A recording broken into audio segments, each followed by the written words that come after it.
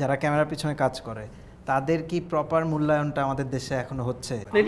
এটা আগে বলি মানে অ্যাওয়ার্ড দিয়ে আমাদের প্রফেশনটাকে জাজ করার কোনো দরকার নেই। না, সেটা ঠিক আছে, কিন্তু হয়তো অ্যাওয়ার্ডটা আমি পার্সোনালি পছন্দ নাও করতে পারি, কিন্তু এই অ্যাওয়ার্ডটা আসলে জেনারেশনের জন্য ইন্সপায়ারিং। আমরা যেটা বলছি রোল মডেল, ও হয়তো দেখতেছে ভাইয়া এই যে এই প্রফেশনটা করে এই জিনিসটা ও করছে, মানে ওর একটা জানারও একটা সুযোগ হয়েছে।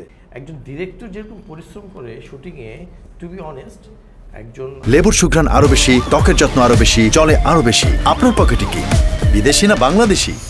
আর্ট ডিরেক্টর, প্রোডাকশন ডিজাইনার বলি, কস্টিউম বলি, মেকআপ বলি, সিনেমাটোগ্রাফার বলি, লাইটের লোকজন বলি, ভয়ঙ্কর কষ্ট করে। মানে ওরা আমার মনে হয় যে এক ধরনের অ্যাপ্রিসিয়েশন পাওয়া ডিজার্ভ করে আর কি। আমি যে ফিলোসফিক্যালি একটা গল্প নিয়ে চিন্তা করব, তার আগে আসলে চিন্তা করা লাগে যে ও কি আমার পেমেন্টটা ঠিক মতো দিবে। তো আমরা অ্যাওয়ার্ড নাই দিই পেশাগত স্বীকৃতির কথা বলতেছেন। সো পেশাগত স্বীকৃতি, আমি যখন ট্যাক্স দিতে চাই তখন আমার ট্যাক্স যে লয়ার সে কনফিউজ হয়ে যায়, ভাই আপনি কোন খাতে ফেলবো, আপনি কে, ঠিক আছে, আপনি কি করেন, আপনি কোন চ্যানেলে আছেন, আপনার কোনো কি অফিস আছে, আপনার কোনো ট্রেড লাইসেন্স আছে? আমি তো আর্টিস্ট, মানে ন্যাশনাল কোনো রেকগনিশনই নেই। আমরা কোথাও, যেমন ধরুন একটা ট্যুরিস্ট ভিসা পর্যন্ত আমরা অ্যাপ্লাই করতে পারি, অনেক ঝাক্কি ঝামেলা পোহায়।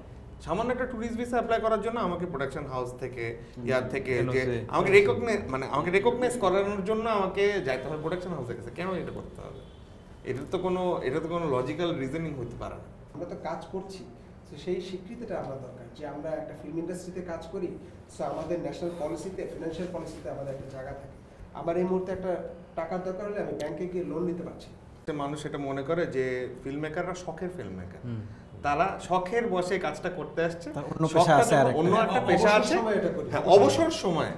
কিন্তু আমরা এখানে যারা বসে আছি এবং আমাদের আরো অনেক কলিগ আছে, তারা কেউ কিন্তু শখের বসে এটা করে না। কয়দিন পরে এটা কিন্তু চেঞ্জ হয়ে অন্য কোনো প্রফেশন হয়ে যাবে না। আমাদের কিন্তু বিহাইন্ড দ্য ডোর অন্য কোনো প্রফেশন নেই। সো এই আইডিয়াটা থেকে nationally we have to reform যে this film makers are professional and they are here to serve. They will serve at least 20 to 30 years. So that's not a very short term.